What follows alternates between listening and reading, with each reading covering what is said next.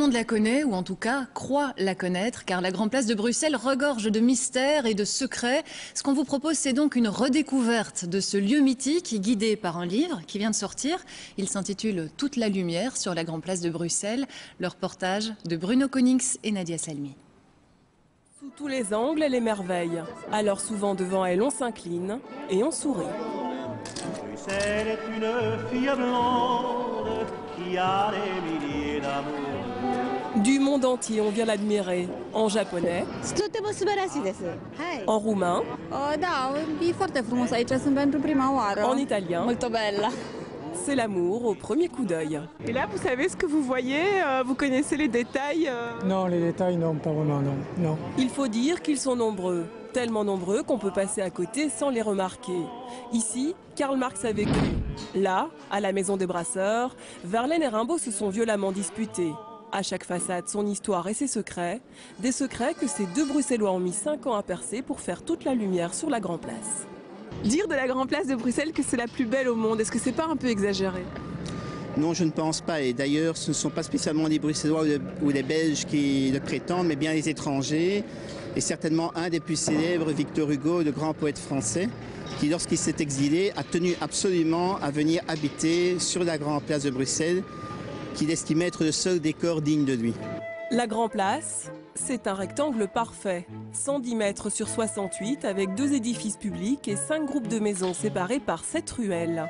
Le tout donne un décor imposant et varié. C'est le même depuis le 19e siècle. S'il y a bien une maison qu'il faut connaître, c'est la maison de la Louve, qui est le symbole de la Grande Place, avec son phénix tout en haut, qui est le symbole de la résurrection et de l'intemporalité de la Grande Place. Pourquoi ce phénix? C'est une des seules maisons de la Grande Place qui est restée intacte lors du bombardement de 1695, qui a vu en fait la plupart des maisons en bois complètement détruites. Et la seule façade qui est restée intacte, c'est celle de la Louve. Et ça a été la base de la reconstruction de toutes les autres maisons sur la Grande Place.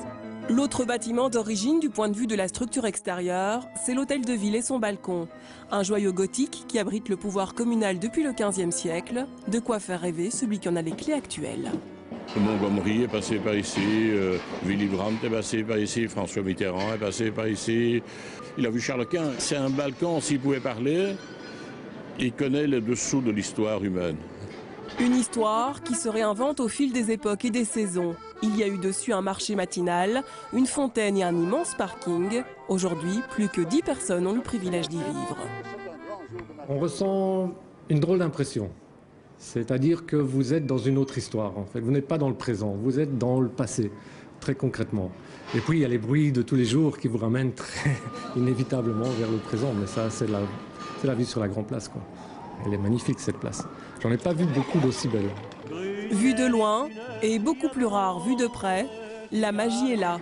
Dans ces personnages figés dans la pierre, dans ces sentinelles, gardiennes de l'histoire de ce lieu devenu mythique.